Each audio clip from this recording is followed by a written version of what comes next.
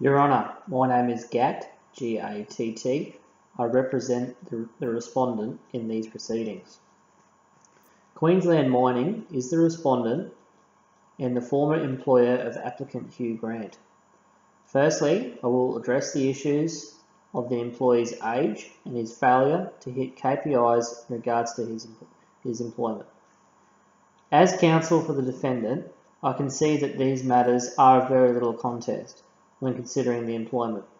There is no clear statutory or common law evidence to state that these issues are of any relevance in regards to summary termination. Mr. Grant was dismissed for misconduct and further reasons in relation to his employment with Queensland Mining. Dismissal was of a summary nature. Section 117 of the Fair Work Act provides that a national system employer must provide an employee with a minimum period of notice to terminate the employment.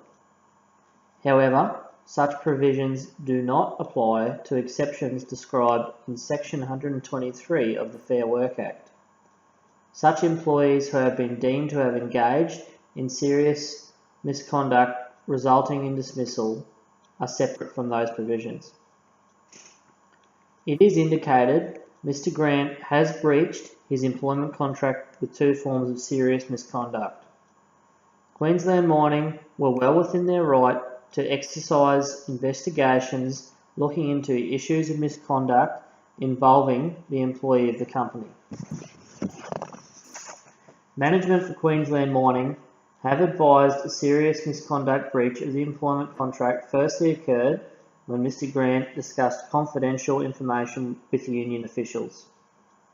Mr. Grant then refused to follow company instructions from management, which involved the introduction of workers with temporary visas being brought into the company in order to help the company reduce costs. Queensland Mining found these instances, together with his refusal to cut staff numbers, to be serious misconduct breaches of his employment contract. The case of BGC v Fippard explains that breaches of duty in relation to fidelity and honesty are accepted grounds for summary termination when misconduct from an employee is present. Mr. Grant failed to uphold his responsibilities of fidelity and honesty to his employer by discussing confidential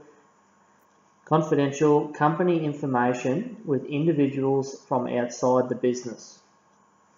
Clause 11.2 of the employment contract between the parties provides a clause that states termination of employment may occur at any time serious misconduct is deemed to have occurred within accordance of Queensland Mining's policies and instructions in the discharge of the employee's duty. This misconduct executed by the employee shows a blatant disregard for the provisions in the employment contract between the parties. These are in accordance with common law principles relating to misconduct. The judgment of Lane v Fasale explains it's lawful and reasonable for employers to order a senior employee not to make public comments about the employer's business.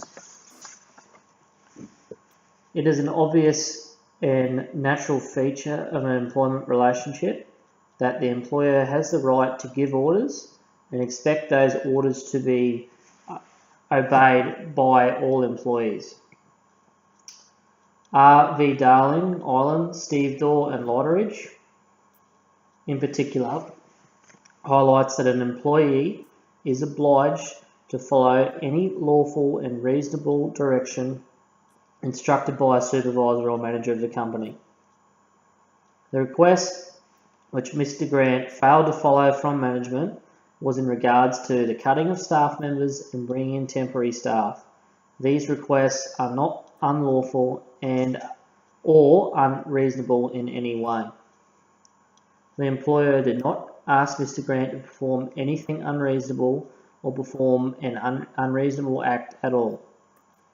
The employer did not put Mr. Grant in any danger by instructing him to perform such duties and requests. Commissioner for Government Transport v Royal explains an employee can only be expected to conform with commands which properly relate to their position. Mr. Grant was instructed by management to undertake duties which were relevant and appropriate for an individual to perform in his job role. These tasks were lawful, reasonable, and pursuant to the description of a person in his position. My client, the employer, has provided the employee with the correct entitlements upon summary termination of employment. The employer, my client, provided Mr. Grant with an amount of payment in lieu of notice for a 2-week period of time pursuant to Section 117 2B of the Fair Work Act. The employee engaged in counts of serious misconduct against the best interests of my client in relation to obedience, cooperation, proper conduct, and fidelity.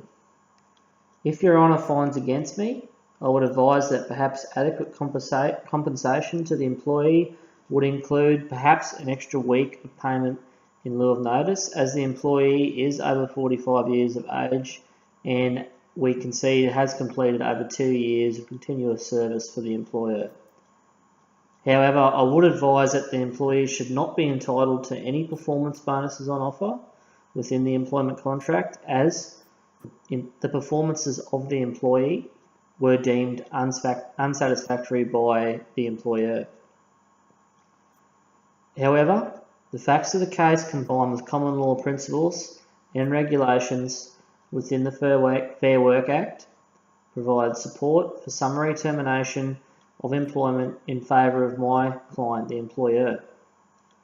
These are the final submissions of the respondent. Thank you, Your Honour.